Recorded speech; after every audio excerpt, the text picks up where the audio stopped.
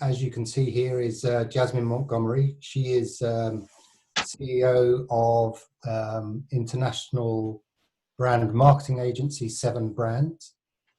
And Jasmine and I have known each other now for about 18 months and have worked on a couple of projects together. And I can't tell you how fantastic Jasmine and her team really are. So we're in for a great afternoon here. As many of you will know, GTM Global helps scale up tech and e-commerce companies expand internationally, and we do that through a program of workshops and seminars. That all came to rather an abrupt halt a few weeks back, as you can imagine. But we are working hard to bring that program online, and in the coming weeks and months, we'll be sharing some very exciting, actually, webinars and the equivalent of the workshop program for those companies that are bold enough to start thinking about international expansion just now, but also for those companies that are still in the planning mode and can look to the back end of the year perhaps to get back to normal. So with that backdrop, we've connected with our partner network to see if we can use the skills and knowledge and experience of those partners to help our community closer to home. And that's what it's all about today, with Jasmine and her skills, albeit international, helping you and giving you some advice and tips around some of the things you can do to help with your brand in the current situation at home and possibly also abroad. And this is the second of a GTM series of webinars where we've brought that sort of format together. In this webinar, we're going to have a presentation by Jasmine in the first half, and then we're going to follow that with a Q&A. And I would encourage everyone to interact and by all means use the messaging, the chat on Zoom. If you want to put your hand up, please do so. And if you do come online on chat, just remember to mute and unmute if you would be so kind. Jasmine is very keen to take questions either during her presentation or after. And if any of you are brave enough and would like to share a little bit about your circumstances as a business and see if there's any advice that Jasmine could give, that'd be a great way for us to move into the Q&A and share some experiences together. Just a note to say that we are recording this webinar, and it will be published on the GTM Global YouTube channel, Wahey. And after the webinar, we'll send you an email with the presentation material and Jasmine's contact details, should you wish to follow up directly with her. So I think that probably covers it. And without further ado then, over to you, Jasmine. Thank you so much, Ian. Well, we really appreciate so much the invitation and have such huge respect for GTM and everything that Ian and his partner Mark are doing there. And we've had the pleasure of going to some of their events, as I'm sure you guys have, and we always find them so interesting. And I think it's really lovely that GTM have taken the opportunity to kind of try and keep us all, you know, chatting to each other and talking about opportunities and sharing knowledge and stuff, even if we can't be there in person. So it's really lovely to see you all. It's so nice to see some human faces. After talking to my microwave and the fridge and the freezer for the last 8 weeks or so, it's great to see some actual human beings. And I'll be thrilled to have you guys interact and tell me all about yourselves and your businesses after my little spiel, and see if we can, you know, workshop some ideas for each other. So as Ian said, I'm CEO of and founder of an agency, a marketing agency that does really all things marketing. So we do brand strategies and brand identities, but we also do advertising across all channels. So that's TV, radio, billboards, digital, and social media are hugely important these days. We bring brands to life through kind of corporate cultures and 3D retail environments, etc. I always say that we're sort of, if it moves, we will brand it or market it. And we are quite international, which is how we've got to know Ian. So we're London headquartered, but we now have offices in Bahrain, Dubai, Oman, Cairo, and Kenya. And we're starting to look further afield to Asia Pacific, which is exciting. And we work with clients on their strategic, how can I better get my brand to engage with clients, questions, through to design and kind of bringing brands to life.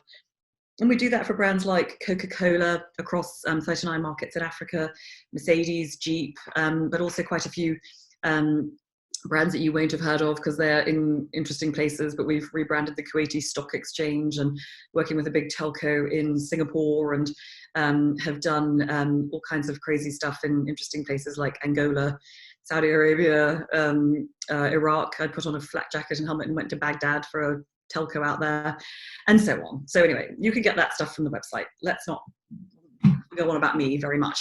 I'm going to share my screen, and what we're doing today is really trying to just talk about the only subject in town, which of course is the coronavirus. So I'm sorry to get torn about that. We should just do something far more entertaining and interesting.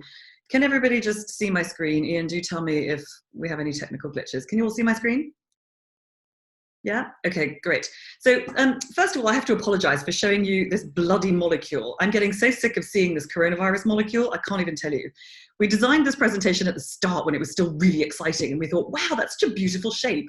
And now, honestly, if the BBC show me that bloomin' coronavirus molecule one more time, I want to scream. So apologies for doing it to you. But what we've done here is we've had a lot of clients coming to us and saying, what do we do during COVID?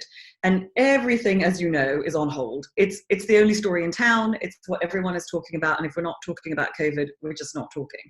So clients have been asking us for advice. And part of this thinking is, kind of what we're talking to our clients about. But we decided to put it into a sort of paper and to kind of go to market with this paper, because we wanted to go a little bit beyond where we normally do and actually offer some proper advice to people who aren't our clients. So rather than just going to market and saying, look, we're SevenBrands, we thought it would be appropriate in this time when everyone's looking at how they can try and help a little bit. I can't really make face masks or ventilators, but we thought the one thing we can do is try and give people really more free advice and consultancy than we normally would, to try and help businesses just think through some of the challenges of COVID.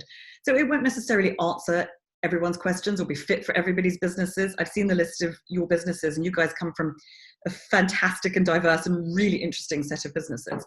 And this won't always be right for all of you, but it was an attempt to try and give a bit of genuine kind of thought, a thinking process for people about COVID. So this, I'm going to give you this at the end, so you don't need to take notes, but feel free, obviously. We are facing an unprecedented use of the word unprecedented.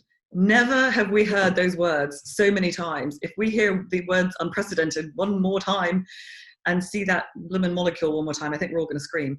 But we definitely have this feeling that, everything in the world has been suspended. Reality, all our realities, all our norms have been put on hold. And that just applies so much to marketing. So many of the things that we have taken for granted, really, are not relevant, are not right. And so many things that we would normally be talking about, which would be about our businesses, our customers, our products and services, what makes them unique, what differentiates us, are just not relevant in the time of COVID. So how do we make things relevant during coronavirus? So we're going to talk about three things. We're going to introduce this term that we've come up with called COVID capital, which sounds perhaps a little bit sort of inappropriate to say at a time like this, but I hope if you bear with me, I hope you'll understand what we mean in a second, which is the extent to which all brands are going to be measured, whether they like it or not, in terms of how they handle coronavirus. And then we're going to go through 4 actual sort of marketing strategies, if you like, that you could pick for your business. And then we're going to look at how communication needs to flex as the pandemic unfolds.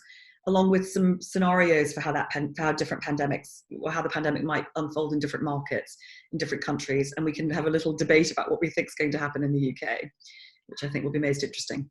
So I don't know if you're familiar with there's a large PR company called Edelman, and they've done some really interesting research just recently at the start of the pandemic, looking at attitudes amongst consumers, and they interviewed about 15,000 people. So it's a really robust, piece of research.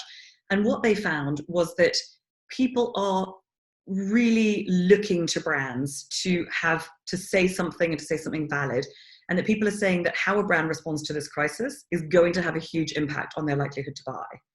And that is particularly true in countries where people are less, either where the pandemic is huge, like Italy or China, or where there's less ability to rely on government infrastructure. So people are going to look to the private sector rather than the public sector for help.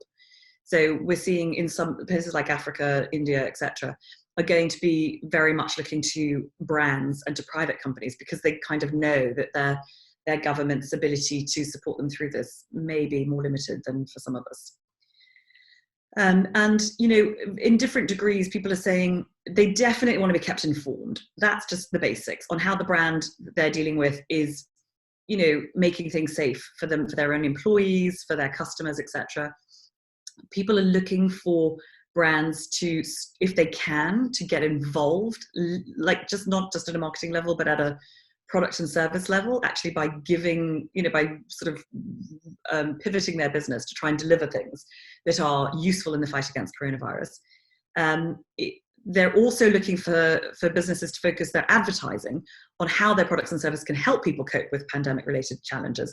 Although sometimes this takes people off into some really sort of weird ways of linking their product. And I'll show you later, if you want, an example or two of people who got it horribly wrong, people who've managed to link, hair care to coronavirus. And it's just, in a way that's actually, cringe inducing.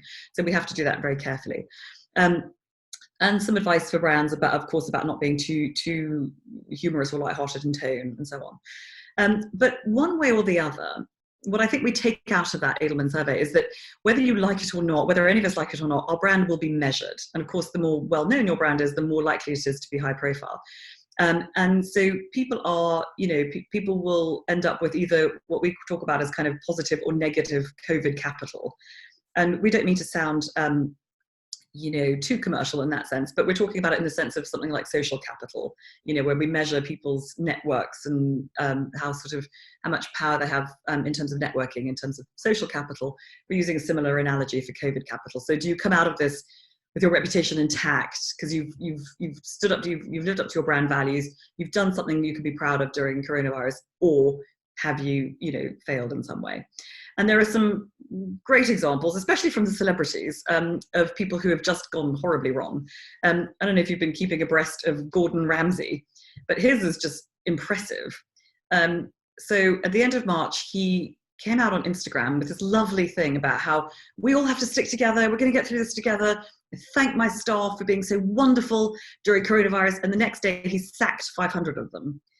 And that same afternoon, posted a video of himself doing hip hop dancing with his teenage daughter in their second home in Cornwall, which they locked down in, which they're not really supposed to do. And he's quite famous, so unlike the rest of us, if any of you are locked down in your second home, don't feel bad.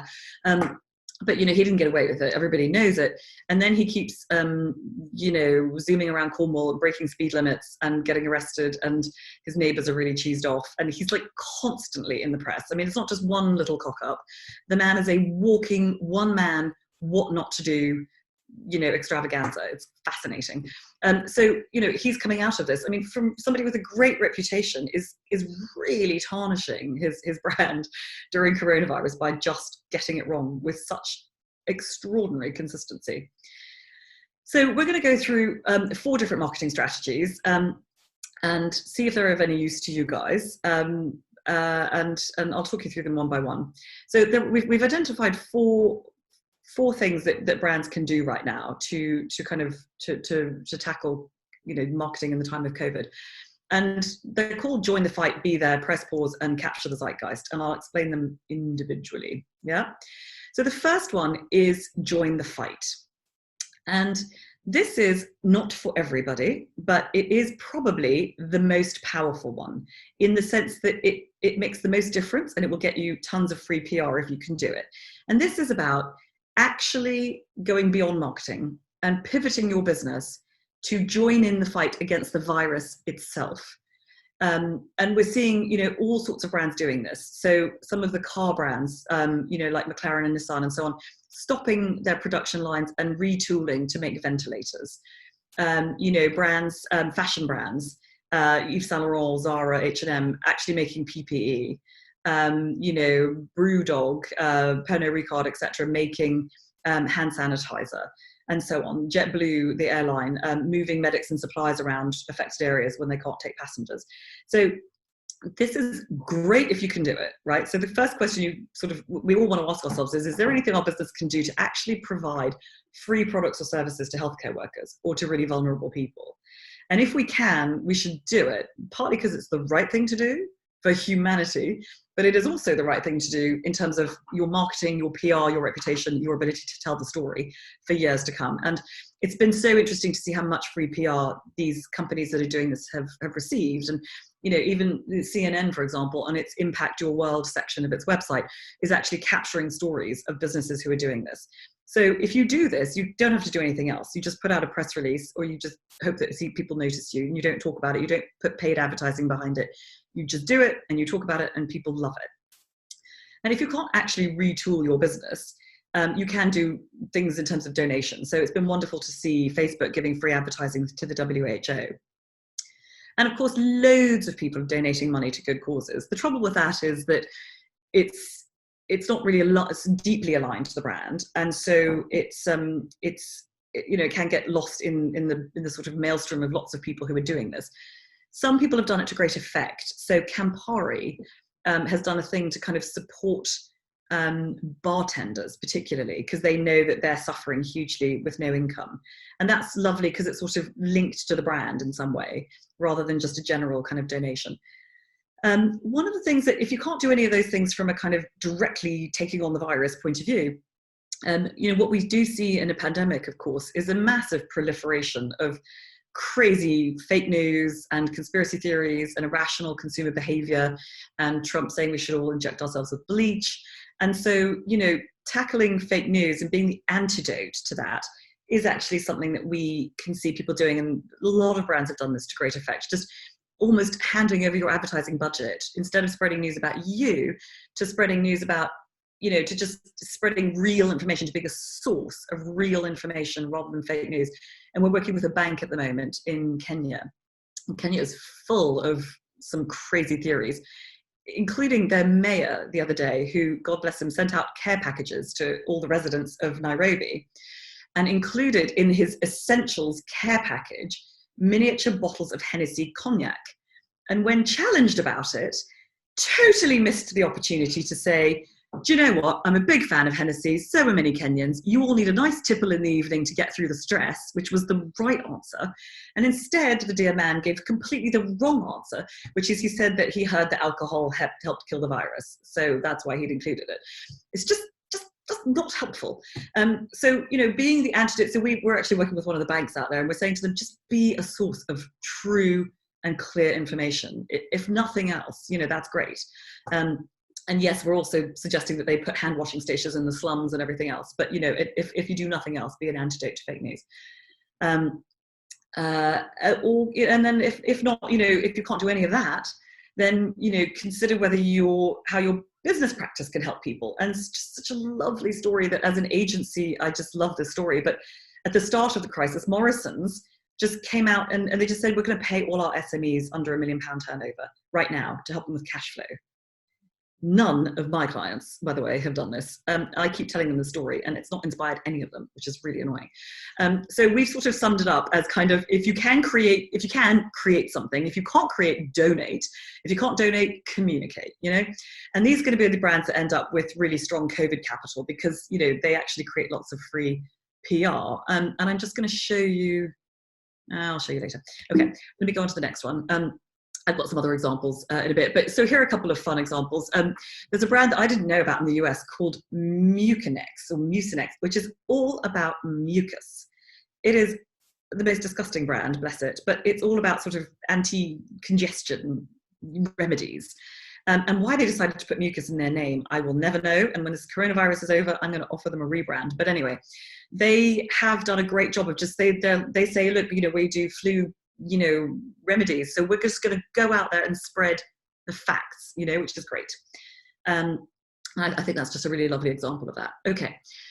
The second strategy is about finding ways to play a really intimate role in the lives of your customers. So this strategy, we call it Be There. In this strategy, as a brand, you don't take on the virus, right? You say to yourself, I can't make ventilators or face masks or anything like that. But what I can do is help tackle not the virus, but the constraints and the anxieties and the challenges of lockdown itself, of social distancing. So, of the new normal. So as we're all suddenly in lockdown and, people having to educate their children from home and not go to the gym and so on. The best example of this, honestly, any of the mums and dads on here will know, Joe Wicks, who, when the coronavirus launched, he came out and said, I'm going to be the nation's PE teacher. And every Monday morning he does this, Morning with Joe Wicks. It's free, it's on YouTube. He just said, I'm going to teach the nation's children. And it just gives mums something to plonk their kids in front of at 9 o'clock in the morning. And also he looks quite hot in his little gym gear. So it's just great all round. And, it was just such a smart thing to do. He just clocked that he could help people during lockdown. And it's just fantastic. But equally, the BBC have gone back into their archives to find really funny ways to communicate their stay in and wash hands messages, which in some ways feel like kind of a join the fight thing. But they've done it in such a funny ways and go back into their archives and used all their comedians. It just lightens the mood and gives you something to have a giggle about.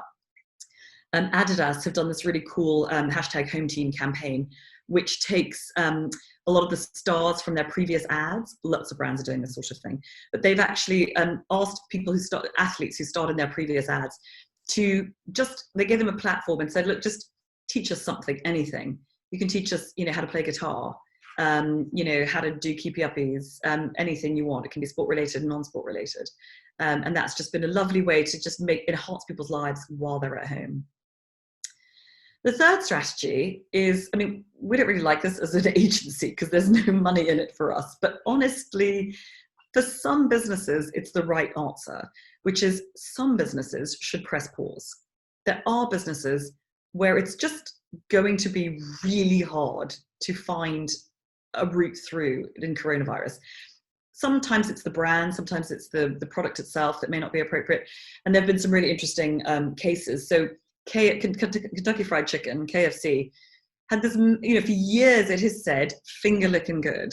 And they had just created this massive finger licking good campaign. They were bringing it back. It was finger licking good 2.0. You just can't go out with that at a time of coronavirus, right? You cannot go out telling people to, lick their fingers. But interestingly, some of the brands like Purell and Dettol, some of these sort of hand sanitizer, bleach kind of brands, have very, very sensibly gone quiet because people were buying. First of all, there was no need to stimulate demand. They were, selling like hotcakes. But more importantly, it was just very clear that to do so would look like profiteering. And it's just icky, to watch them using it. And also, if creating demand for your brand is about going out there and saying bacteria and viruses kill, it's really dangerous, like, you don't need to be spreading panic at a time like this. So it was just a really good thing for them to go quiet. And so some of them have paused their commercials, and that's just a really good thing. The fourth strategy then we call capturing the zeitgeist. Right, so this is a strategy that's about resonating with what's going on. It's about sort of cultural leadership. Brands like Coca-Cola have always been really good at this. So right at the beginning, there have been some great examples. I might show you the Facebook ad here actually, but Jack Daniels did a With Love Jack campaign where it was all about kind of just showing people, sharing a drink with the people they live with, or like with their neighbors across a balcony, or having, raising a glass on Zoom calls. I'm sure we're all doing the, Zoom cocktail hour. And it started Dear Humanity, which I thought was quite a nice thing to say. I'm just going to show you one quick ad, if I may, from Facebook. not that, sorry. Okay, let me just show you the Facebook ad, because that's just such a lovely, lovely example. All right, can you all see all right? Yep, great.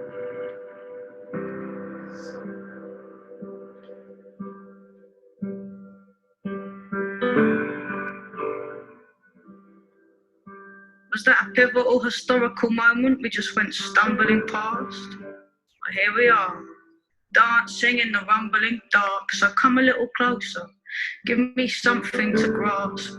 Give me your beautiful, crumbling heart. We're working every dread day that is given us, feeling like the person people meet really isn't us, like we're gonna buckle underneath the trouble, like any minute now the struggle's gonna finish us. And then we smile at all our friends. Even when I'm weak and I'm breaking, I stand weeping at the train station, 'cause I can see your faces. There is so much peace to be found in people's faces.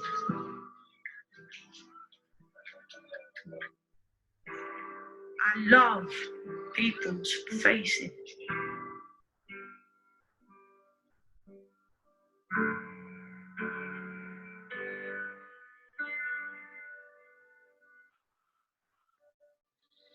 So what Facebook did, and we've seen it sort of replicated quite a lot. When they first brought this out, it was really groundbreaking. Now I think you'll probably agree that we've sort of seen that quite a few times. There's sort of a formula now to quite a few people's ads, which is show all the empty spaces and then show some lovely heartwarming things. What was really clever about Facebook's was, A, it was sort of first, B, it used a lot of the content from their own, it was kind of user-generated content, and C, really importantly, they backed it up, they walked the talk. So they that linked to their a page which was all about connecting people who were looking for help with people who were willing to offer help. So if you were elderly and self-isolating, you could put up a request for somebody to help you, and then people in the local community could offer their support to go and buy you groceries and stuff. So there was a real, it was kind of capturing the zeitgeist meets sort of be there, meets the second strategy, which is offer help. Just to show you two others that are about capturing the zeitgeist, because I think they're really interesting. That was kind of the whole zeitgeist, if you like. This one is a very light-hearted version, and I think shows how we can just use, even if we're not doing anything useful, we can tap into how people's lives are changing. This is from Maltesers, and it's just silly and funny. It's not trying to pull at the heartstrings or any of that. I'll show you. Hi. Why are you being made fun? Back for carers, makeup. Obviously, I want to support our amazing carers, and there's a fit guy a few doors down. What are you going to do? Clap in a really sexy way? Yeah, maybe. Hi. Definitely look like a seal. Yeah, sassy seal. Love it, 3 doors down. Oh, hello. What is this? It's just quite a nice example of somebody who's not taking themselves too seriously. And then lastly, somebody who is taking it really seriously, but again, has taken their own very specific brand-led Nick and route I through have this. been trying to uncover. Oh, sorry. No. Sorry. Right, hang on a sec. Here we go. This is Dove, who obviously do sort of real beauty brilliantly.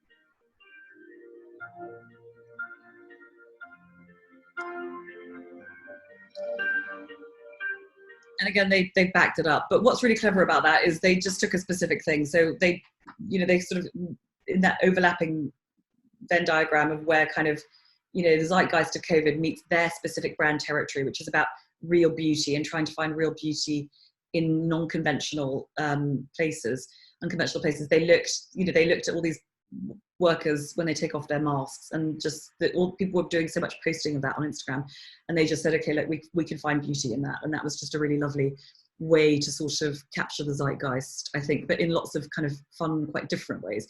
So the capturing the zeitgeist is really just about holding up a mirror to consumers and saying, look, we know how your lives have changed, we know what's going on.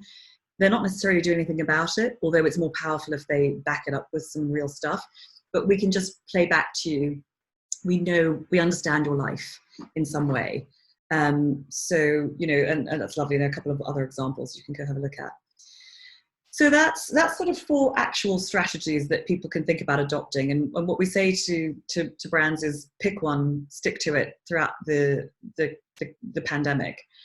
But even if you do that and you pick one and you stick to it, you still have to flex your communication within that strategy. And here's why. You know, we wrote this a few weeks ago before we were starting to look at coming out of lockdown, but I think it's still unclear exactly what our situation is going to be here in the UK, and certainly if you work in other markets as well. We don't, you know, every country is going to have a different kind of pandemic pathway, if you like, because we've looked at 4 different scenarios. We read quite a lot about different sort of forecasts for the pandemic, and we read journals in the Lancet and less lofty publications as well, and there generally seem to be about sort of on average 6 to 8 kind of possible scenarios, but we've distilled it down to 4 because we're marketeers, not scientists. We couldn't cope with that complexity. So what we're looking at is 4 different scenarios and saying, just to test ourselves, you know, how do you need to flex your comms in each scenario? So the first one, we look at an acute pandemic, which is where I have to say we are at least in this, if not some of the others. So this is where, this is where Italy certainly was at the beginning, which is where this line is kind of new infections, the new infections daily rate, where the new infections massively exceeds the healthcare's ability to cope. We saw it initially in the beginning. Actually, I suppose we haven't really truly seen it here yet, thank God, in the sense that we've kept it under the ability of the healthcare system to cope. There are obviously great worries in emerging markets that this will be the case. And, you know, in scenarios where there are acute pandemics, what people, far smarter than me, this wasn't our research that showed this, but what people typically see are obviously high mortality rates and an overload of the health service, but very, very irrational consumer behavior. Lots of misinformation and fake news, a lot of anxiety and stress, because it's just a terrible panic situation. And in that scenario, a great thing for a brand to do is to be the antidote to fear and misinformation. Another scenario for the pandemic is more of a prolonged pandemic, where it keeps roughly within the healthcare system's ability to cope, but it's prolonged over a longer period of time. So the curve has been pushed down. And what that means is that sort of socially, the focus is more on things like social distancing and the impact that has on people's lives. The economic downturn and the impact that has on the lives of customers and their ability to spend money with brands, the prolonged, shutdown and so on. And in that situation, it really, as a brand, becomes incredibly important to try and help your customers survive social distancing, survive long-term lockdowns, survive the shutdown of the economy. So we sort of ask different questions of brands depending on which scenario we're looking at. In a contained pandemic, which certainly South Korea and some of these other countries, Singapore, etc., have seen, in spite of some recent bad news, but generally they have seen a very, very contained pandemic. It's been, very much about kind of looking at, all right, how do we start to open up? When do we start to reopen travel? How do we start to reopen businesses? How can we start to see an increase in sociability, etc.? How do we celebrate with caution? And, we're seeing, we've got a client in Singapore who's looking now at, okay, we've kind of essentially through this, they're starting to open up. How do we do this in the most cautious way, both in real terms, operationally, but also in kind of reputational terms, that they don't sort of throw caution to the wind. And then a scenario that sadly we may be faced with and don't know yet, of course, is the rolling pandemic scenario, where we spend our time chasing the virus, where social distancing and shutdown and everything work. Up to a point, we open up, there's a rise in infections, and we have to go through this cycle. At which point it becomes almost, it's all about communicating socially, communicating the lockdown and then communicating the opening up and then communicating lockdown again. So we saw at the beginning of the pandemic, so many brands, you know, talking about stay home, wash hands. I mean, in fact, there was a massive trend to people changing their logos to show stay home, you know, in some way, which we don't necessarily really advise. But you know, and then talking about opening up, and actually, is that going to become the new seasonality? So rather than Christmas and summer sales and extravaganzas, actually, does that, in a rolling pandemic scenario, do we start to really have to recalibrate our marketing, not to Christmas, but to whether we're in an opening up phase or a shutting down phase, you know? And is that kind of the new seasonality? And whatever you think the curve is going to be, and whatever it does end up being, there are always phases to the curve. So, and whichever strategy, you know, you adopt, why we're looking at the kind of pandemic curve is to say, whichever strategy you adopt, you probably need to flex your communication. Because in the beginning, it's about adaptation. It's about helping customers adapt to the new normal.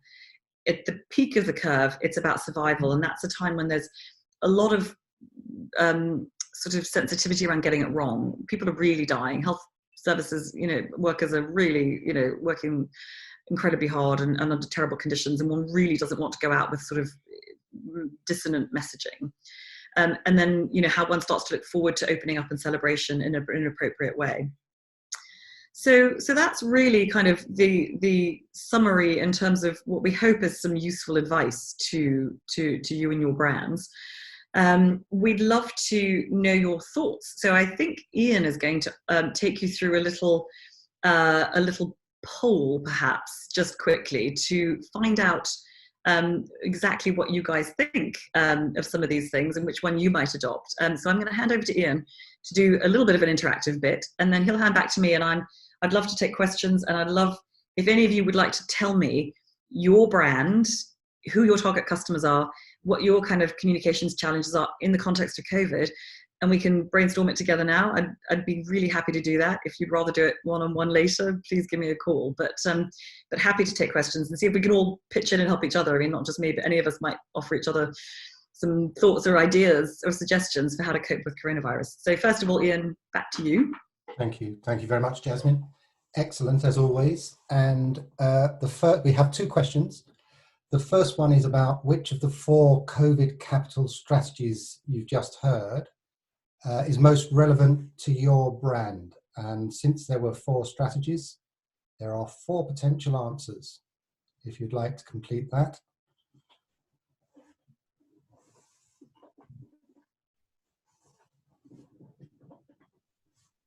I'm super keen to see the results.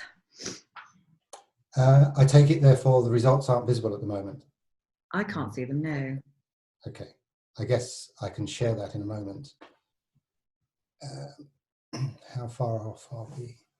69% of people have voted. By the way, this is anonymous. It's just a little bit of fun. It's quite interesting, actually, the results. Okay, I think let's just leave it there. So if I end that, share results, here we go. You can tell I'm an experienced Zoom user. Super. Well, as an agency owner, I'm quite relieved to see not that many of you going for press pause. That bodes well for for the future of our industry. But really, really interesting. Really interesting. It feels to me that if you took aside the brand issue and the profiteering aspects, profiteering is perhaps the wrong terminology, but the monetary side of things, the be there piece is actually the sort of humanity side of things kicking in. We all really would like to do that, I'm sure. I mean, certainly not everybody from a product point of view can do join the fight, and Capture the Zeitgeist does feel like it sort of lends itself best to kind of the big budget TVC sort of space where you can really, you know, tell a story in a big way. Whereas there are lots of ways you can do with digital marketing and stuff where you can really be, you know, you can join in, you can try and ameliorate the plight of your customers in lockdown in so many ways. And folks, I have a second poll here, which is asking in Jasmine's presentation, she describes the 4 scenarios of how the pandemic may play out. And it'd be very interesting to get your views on which area you think is most likely to happen. So there's... In the UK, what do you think is most likely to happen?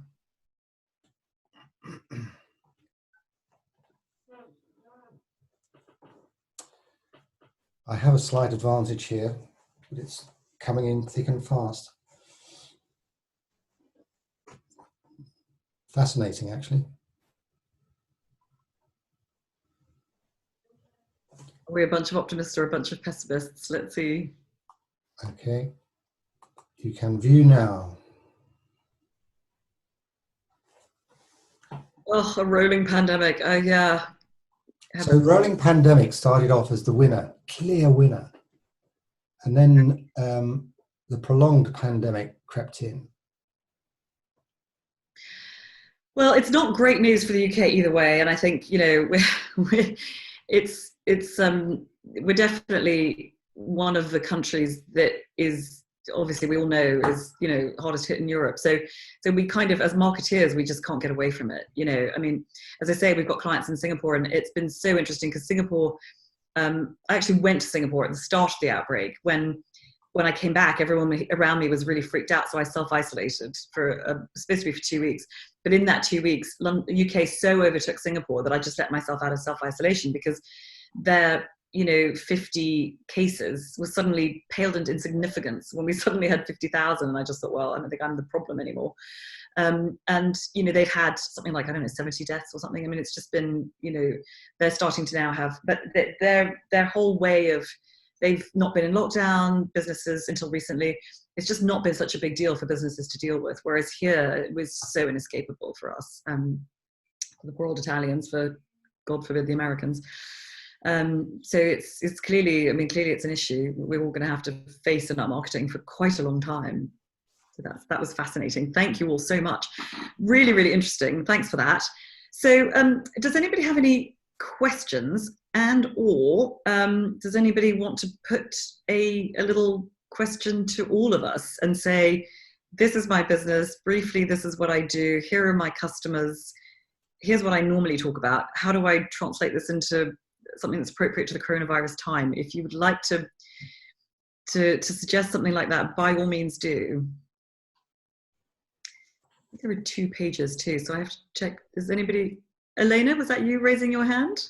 Yes, thank you. Hi, Elena. Hello. Hi, how are you? Very good. Thank you so much. Very amazing presentation. I like when it's not obvious. A lot of presentations these days are kind of common sense. Well, this is too, but some things are really insightful. So, so for us, we're a digital health company called Bold Health. We develop digital therapies for digestive conditions, starting with IBS. We already have a product for this. So IBS is a digestive syndrome that affects about a quarter of women, 10 to 15% of the general population. So very, very frequent, and it's very stress linked. So expect that in this period with uncertainty, stress, and the other problems, people will experience more digestive symptoms and more mental health problems associated with it, etc. So we do have a pretty effective therapy via an app that currently is free in the App Store. What's it called, Elena? Zemedy, so like remedy, but with Z.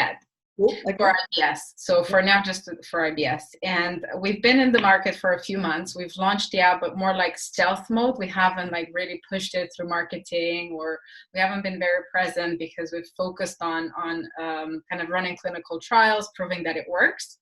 And only this summer we had planned like a full commercial launch, building the brand with a new version of, improved version of the product. After the initial users, we have a few thousand users. We've gotten the feedback and improving it. So we found ourselves in the situation where our product is really needed. And there's increased demand for it. A lot of people are suffering with these problems right now. And we have this digital solution that is like perfect for the lockdown situation. But we haven't, one, we didn't really have the budget to market it. And two, because we were waiting for the product launch in the summer, we've been a bit kind of not wanting to put out the current product, which is a bit buggy. And so at this moment, we kind of still stick to the June, July. So we decided to pause essentially, even though we're so relevant for the healthcare crisis, pause, not push it out too much, which has been pretty sad to do as a founder, and then wait for that new improved version in June, July. And now we're thinking, how can we market the product then. So it's still on topic. I'm assuming, the pandemic will still be with us by summertime, and we'll have to be cautious and see the effects of it, but still be like this positive brand new solution in the market, meet the times, and almost like try to somehow combat the problem that we haven't been reactive to the pandemic. We haven't been so helpful through these last few months, these last couple of months, but we'd like to in the summer. Okay, so Elena, I've just downloaded your app. It looks really interesting. So my understanding is that it's an app that takes a sort of cognitive behavioral therapy approach to IBS. Is that right? Exactly. So your question is, so you haven't been able to launch yet because the product's not quite ready. We've launched, we just haven't pushed it into the market. Like, we have social media channels, we have downloads, we have like hundreds of downloads every month, but we haven't been like present with the brand or marketing it aggressively. A really fantastic opportunity right now I think what you should think about is not necessarily pushing out the product, but setting yourselves up as thought leaders in the area of how to manage anxiety-based IBS. So, don't think of yourselves as pushing out your app. Think about yourselves as being there. I would suggest, the second strategy, be there for people during lockdown, because literally you are tapping into one of the biggest issues that everyone is facing, which is anxiety. So if you can go out as become the voice of how to manage anxiety during a time of massively heightened anxiety, especially for a community of people where that translates into physical symptoms, and you or your scientists or you publish your research, you get just lots on social media, be out there hugely and put money behind campaigns with just little sound bites of advice, of insight.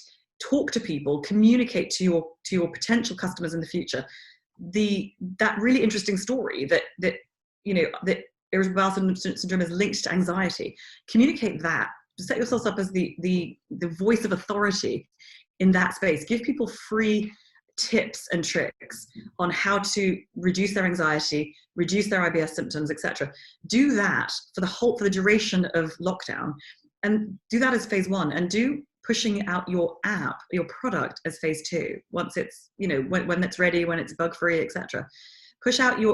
Talk about yourselves and your story and your insights. Be there for people and talk to communities about how to reduce anxiety. It's a huge opportunity for you, and you've got a product that's actually perfect for helping people, because and see if you can write a press release, get on the BBC, being the voice of how to cope with anxiety, especially for people who are actually finding that it has physical symptoms for them. Give me a call and we'll chat about more ideas, but it's such a great product. Best of luck with it. I think it looks like you're going to do really well. I love the branding, by the way. Brilliant. Thank you so much, Elena. Does anybody else have suggestions for Elena, by the way? Anybody else want to give her an idea or suggestions on what they think she should be doing? Does anybody disagree? Tracy's doing. Hi. I'm from the Spa PR company. So we represent lots of spas and sort of well-being brands. And I would agree with Jasmine that this is the time to really sort of build your content, be relevant to your audience. And we're receiving lots of requests from press who want sort of expert comment on things like gut health, which is our second brain. So, really, really important at this particular time. So I think there's lots of opportunities, to build your sort of subscriber base, during this sort of teasing period. Tracy, presumably a lot of your clients must be just pulling back on spend right now and stuff. Is that happening, or are they actually seeing? Yeah. We have, that's absolutely true. Certainly on the spa operator side, many of those have sort of paused for the time being. Some are just opening now if they've got golf courses, some of our hotel clients. But fortunately, we've got a number of larger well-being brands that are actually selling soaps and hand sanitizers and hand care.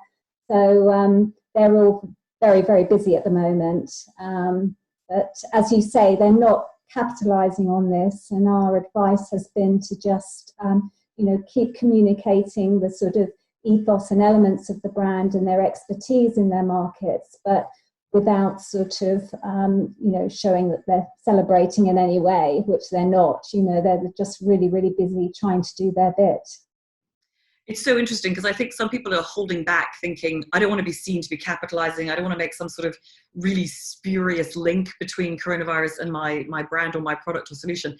And we've seen some of those. I mean, as I mentioned, there's a hair care ad in Singapore, which literally goes, I won't show you now, but it goes along the lines of like, it's really dramatic. It's like, the world has changed. We're in lockdown. You can't go out. You have to reinvent everything about yourself. So take this opportunity to challenge all your beliefs, to learn a language, to learn how to play the guitar, and to reinvent your hair. And this is our shampoo solution, so that you can come out of this with better hair than ever before. And it's just diabolical. But if you are if you are genuinely helping people like Elena is with anxiety, you should not hold back, and you should really just try and give, like Tracy says, talk to your come out with content.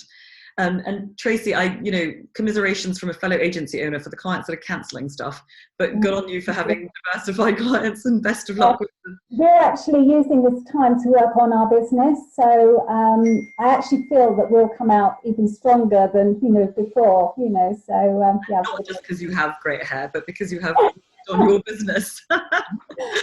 Thank you, Tracy. Does anybody else want to put their hand up and just see if we can all have any ideas for their particular challenge or situation? There's two screens. So, sir, yes, Brock. Hey, Brock, how are you? I'm good, thanks. I hope you're all enjoying the sort of virtual background of our orchards down in Hampshire. Oh, love it. Is that your orchard? They're the orchards that we get our hand-picked apples from, but I'm sitting in Putney, so that's not where I am at the moment. Oh, okay. Gorgeous, gorgeous. How can we help, Brock? So it'd be an interesting one for everybody. So I run a Method Champenoise cider business. We've been around since 1990. We supply mainly into the trade, so hospitality, restaurants, bars, that sort of environment. Mm-hmm. And as all know, they've been shut. So we have lost 80% of our business. Things. And everybody talks about, there being a huge increase in wine, which is fine because people are buying that because they've traditionally bought that through Naked Wines, Virgin Wines, the Wine Society supermarkets. Beer and cider and spirits have just plummeted off the cliff.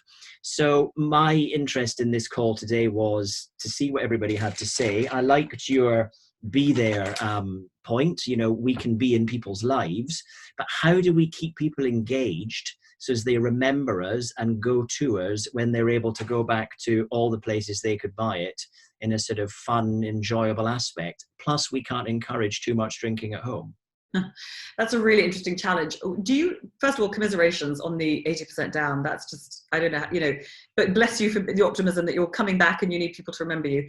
Can I just ask, do you have an insight into why it is that wine is okay and beer and cider are struggling? Do you know why? Well, we know that, I can tell you spirits have struggled. They've seen a drop in sales because people haven't felt comfortable, and they traditionally drink spirits when they're out. So if you go to a bar or a club or a restaurant, you'll have your gin and tonic, vodka and soda, JD and Coke, whatever. Cider and beer, very much out sort of drinks. Cider has a reputation in the UK of being sort of cheap and nasty, but we're 100%, freshly pressed fruit. Wine, I suspect you all probably buy wine with your supermarket shops anyway, so you continue to do that with your deliveries. Yes, you'll drink wine when you go out. So wine has massively increased in the sales, quite a lot, but cider and beer and spirits, not so much.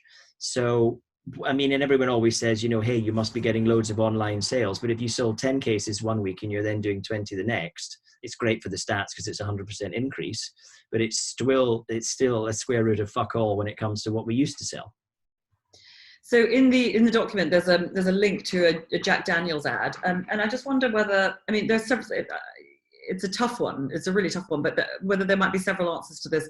One of which would be, if you have the marketing budget, which you may not, but there may be creative ways to do it on a low budget, to try and communicate a new occasion that's a cider-based occasion. So, what Jack Daniel's did was they created this lovely ad, I think I was explaining, where they showed people sort of having this Jack Daniel's moment and the kind of cocktail moment on Zoom and stuff.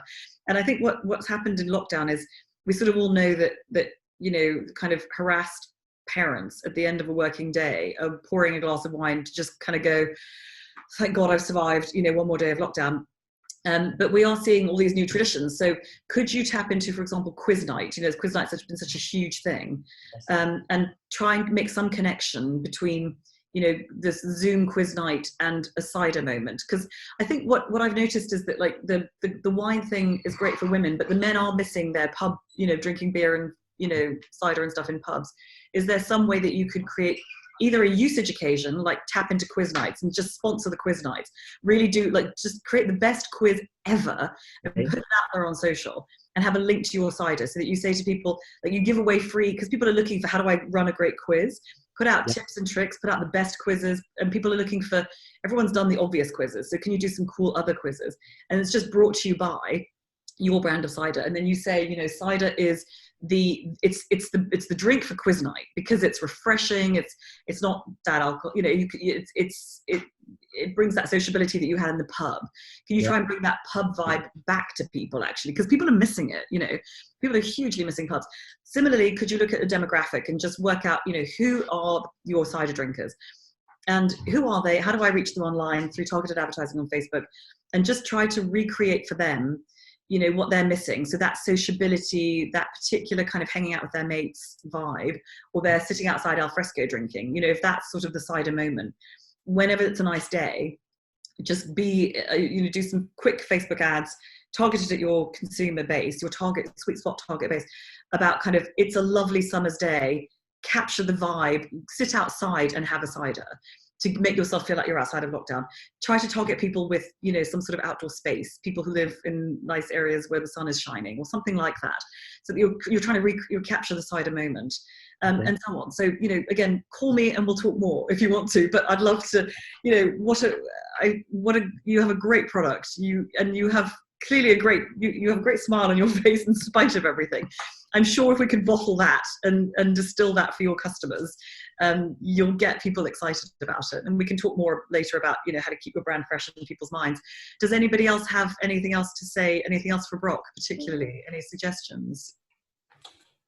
I would, here's a thought. There was a chap on, not that I saw it, on Who Wants to Be a Millionaire, doctor, who got to the final, and he didn't think he could answer the £1 million question, but actually, so he backed off, but he actually did get the answer right. I just wonder, his name is Dr. Andrew Townsley. I wonder if he drinks your cider and puts that against his name now, that you might get some mileage out of that. That's probably a little bit tacky. And I'm sorry about that, but it's just... Listen, no idea is a bad idea. I think, you know, everything's worth a try during coronavirus. You could also, I mean, actually, based on Ian's point, Brock, just see if you can track down any celebs who, you know, are sort of avid cider drinkers. Yeah. See if you can ask around, and if you could find a celebrity or two who love cider, and literally just ring them up, send them a case of your cider and say, I just need your help. Can you just put the word out? I'm a cider business. Here's a picture of my vineyard. I'm an authentic brand. I just need your help right now. See if you can send somebody a case and see if you'll get there by it. You know, it's worth a try. You can try with me, Brock. I'm surprised you all haven't asked. I'll put the website link up in the chat. Great. Yeah, thank you. That would be great. Best of luck. Thank you very much indeed. Thank you. Pleasure.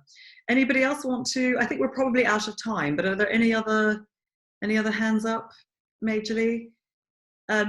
If not, I think all I will say now is just a huge thank you for your lovely faces. It was so nice to spend a bit of time with you guys. Thank you for, you know, your questions and answers for each other. I've really appreciated the smiles and the human interaction.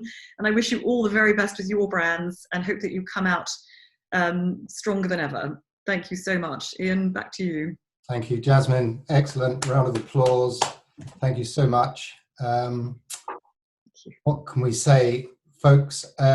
Two things, I think. One is that Jasmine is very happy. She tells me to take calls if you want to follow through directly with her, and we'll send an email of the presentation material and her contact details after this webinar. On the GTM website, we are about to publicize a program of webinars, and I'll make sure that everyone gets notified of that as and when. But it would be great to see you joining us on some of the other webinars, with some fantastic subject matter, mostly non-COVID, I hasten to add, but really very useful coming out of lockdown. I think that's about it. Thank you everyone for joining us. Been a great afternoon. Thanks again to Jasmine, and hey, stay safe, keep well, and have a good evening thinking about your brand strategy. How about that?